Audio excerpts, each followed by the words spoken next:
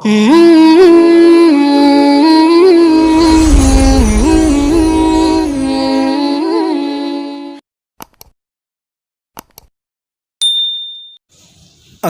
அலைக்கும் வரஹ்மத்துல்லாஹி வபரகாத்துஹு.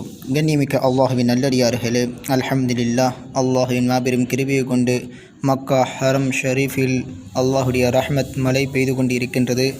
அல்லாஹ் ரபுல் இஸ்ஸத் நம் அனைவருக்கும் ஹரம் ஷரீஃபில் நினையக்கூடிய அந்த பாக்கியத்தை தந்தல்வானாக.